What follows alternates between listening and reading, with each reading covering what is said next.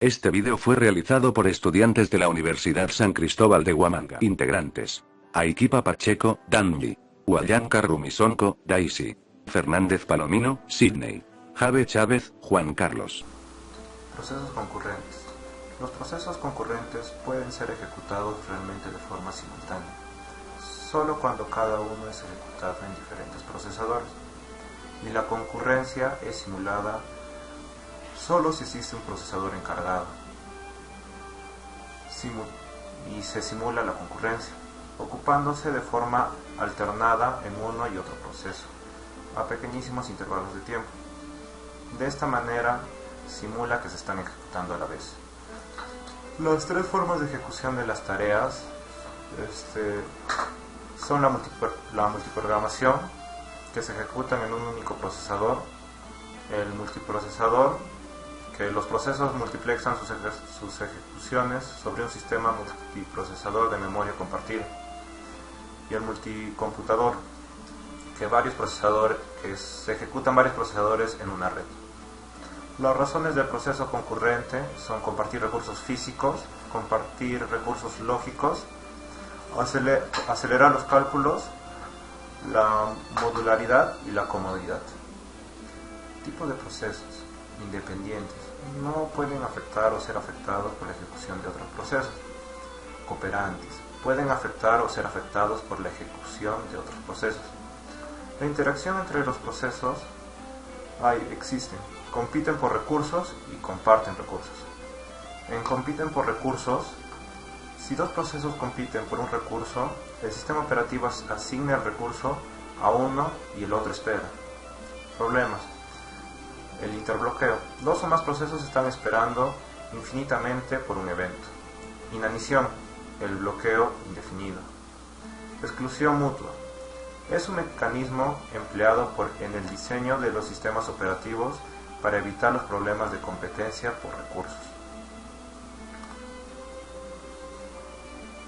Cuando comparten sus recursos, los procesos no se conocen. También cooperan para evitar inconsistencias. Recursos compartidos. Problema, confianza. La solución. Exclusión mutua. La escritura debe ser mutuamente excluyente. Sección crítica. La lectura puede ser concurrente.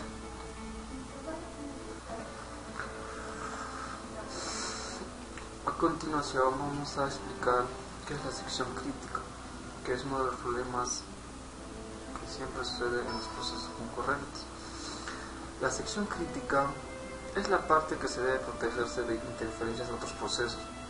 También se define como la porción de código de un programa de computador, el cual accede a un recurso compartido, que no debe de ser accedido por más de un hilo en ejecución. La sección crítica por lo general termina en un tiempo determinado, y el hilo, proceso o tarea solo tendrá que esperar un periodo determinado de tiempo para entrar.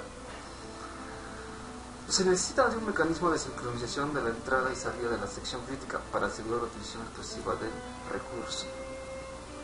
Siguiente. Problemas de la sección crítica. Como sabemos, el problema de la sección crítica es uno de los problemas que con mayor frecuencia aparece cuando se ejecutan procesos concurrentes. Para entender un poco mejor el concepto, se presenta el siguiente ejemplo. Se tiene un sistema operativo que debe asignar un identificador de proceso o PID a dos procesos en un sistema multiprocesador. Cuando el sistema operativo realiza esta acción en dos procesadores de forma simultánea sin ningún tipo de control, se puede producir errores, ya que se puede asignar el mismo PID a dos procesos distintos. Este problema se debe a que constituye una sección crítica que debe ejecutarse en forma atómica, es decir, de forma completa e indivisible, y ningún otro proceso podrá ejecutar dicho código mientras el primero no haya acabado su sección. Siguiente. Solución a la sección crítica. Para resolver el problema de la sección crítica es necesario utilizar algún mecanismo de sincronización que permita a los procesos cooperar entre ellos sin problemas. Este mecanismo debe protegerse del código de la sección crítica y su funcionamiento básico es el siguiente. Cada proceso debe solicitar permiso para entrar en la sección crítica mediante algún fragmento de código que se denomina de forma genérica entrada en la sección crítica. Cuando un proceso sale de la sección crítica, debe indicarlo mediante otro fragmento de código que se denomina salida de la sección crítica. Este fragmento permite que otros procesos entren a ejecutar el código de la sección crítica. Cualquier solución que se utilice para resolver este problema debe cumplir los tres requisitos siguientes. Exclusión mutua. ¿Qué es una exclusión mutua? Si un proceso está ejecutando código de la sección crítica, ningún otro proceso lo podrá hacer. Progreso. ¿Qué progreso? Si ningún proceso está ejecutando dentro de la sección crítica, la decisión de qué proceso entra en la sección se hará sobre los procesos que desea entrar. Espera acotada. Debe haber un límite en el número de veces que se permite que los demás procesos entren a ejecutar código de la sección crítica después de que un proceso haya efectuado una solicitud de entrada y antes de que se conceda la suya. Para solucionar las condiciones de competencia se implementó un modelo para prohibir que los procesos accedan al mismo recurso. También tenemos el problema de lectores y escritores. En este caso, en el problema de lectores y escritores, tenemos un objeto que puede ser un archivo o un registro, que este registro puede estar ubicado dentro de un archivo. Ambos son utilizados por una serie de procesos concurrentes. Entonces tenemos en este objeto, en esta figura, como vemos, hay procesos escritores y lectores que están ingresando al recurso. Los procesos escritores ingresan al recurso al objeto con la finalidad de modificarlo y los lectores también no lo modifican. Para ello tenemos una serie de restricciones, las cuales son, si tenemos un proceso escritor que tenga acceso al objeto, ningún otro proceso escritor o lector, ningún otro proceso escritor o escritor van a tener acceso a ese objeto. ¿Por qué? Porque el proceso lector está modificando. Pero si tenemos múltiples procesos lectores que quieren ingresar al objeto, en este caso eso está permitido, o les permite. Y es necesario en este caso, en este problema, disponer de una sincronización entre el escritor y lector. El mecanismo de comunicación y sincronización de procesos.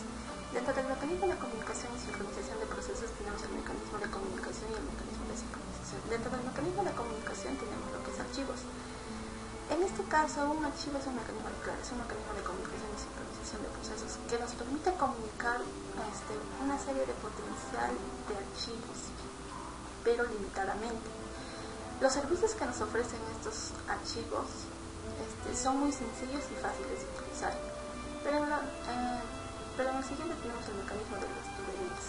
En este caso, el mecanismo de tuberías tiene un archivo que se llama pseudoarchivo, que es mantenido en el sistema operativo.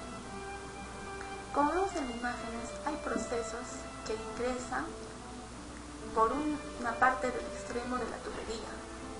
Esa tubería, por la parte del otro extremo, es accedido por otro proceso que lo va a leer, abstrae los datos. Entonces, es ahí donde con el almacenamiento, cada sistema operativo tiene tamaños distintos, ¿no?, de ese almacenamiento. Generalmente se implementa como una zona de memoria compartida entre los procesos que usan la tubería. También tenemos lo que es memoria compartida. La memoria compartida es un paradigma que permite comunicar a procesos que ejecutan en la misma máquina. No sé si estamos viendo en la misma máquina, en un mismo computador. Este modelo de comunicación de procesos almacena un valor o una variable, se podría decir, y otro proceso puede acceder a esa variable o ese valor. Entonces se puede decir que está formado y de esta forma se consigue que dos procesos puedan comunicarse entre ellos. Como también tenemos el paso del mensaje. En el paso del mensaje nos permite resolver ¿qué cosa? Exclusión mutua, sincronización entre procesos que recibe un mensaje y otro que lo envía. También la comunicación de datos entre espacios de memoria diferentes. Mismo computador, diferentes computadores. También tenemos las primitivas básicas, send y receive. El send es destino mensaje, envía un mensaje al proceso destino, y el receive destino mensaje, recibe un mensaje del proceso destino. Múltiples soluciones, también tiene eso, aspectos del diseño, tamaño del mensaje, flujo de datos y nombrado. Y también lo que tenemos es en forma directa, ¿no? O indirectamente, puertas o colas. En esto sí también se hace la sincronización síncrono o asíncrono también. Y como también se da el almacenamiento. Ahora pasamos a lo que es la sincronización. Continuando con la exposición, ahora vamos a hablar acerca del problema del productor consumidor. El problema del productor consumidor es un problema clásico de comunicación y sincronización de procesos. ¿Cómo es la lógica de este problema? Existe un proceso productor que genera datos que son almacenados en el buffer, llamado también mecanismo de comunicación, los cuales a su vez estos datos son usados por el proceso consumidor. Ahora, el proceso productor está comunicado o se enlaza con el proceso consumidor a través de un flujo de datos. Este problema tiene ciertas restricciones, las cuales pasamos a mencionar. 1. Si el mecanismo de comunicación o el buffer está lleno, el proceso productor se bloquea. ¿Qué quiere decir? Que ya no va a generar más datos. La segunda, si una porción del mecanismo de comunicación está vacía, o sea, tenemos espacio disponible en el buffer, el proceso productor seguirá insertando datos o generando más elementos. La tercera, el proceso consumidor se bloquea cuando el mecanismo de comunicación esté vacío. ¿Por qué? Porque no hay nada que consumir. Bueno, una observación a este problema sería que para que este proceso opere correctamente es necesario que entre productor y consumidor, procesos, exista una sincronización. ¿Qué quiere decir? Que trabajen en base a una secuencia determinada. ¿Para qué? Para que el consumidor no lea el dato del buffer antes de que el productor lo haya depositado. Y también la siguiente sería que los procesos estén comunicados. ¿Por qué? Para que logren un objetivo común. Eso es todo. Mecanismos de sincronización. Entre los mecanismos más conocidos tenemos a las señales, a las tuberías, semáforos, mútex y los pasos de mensaje. Bueno, vamos a explicar los más conocidos en este caso. Uno de los mecanismos de sincronización más conocidos es el semáforo.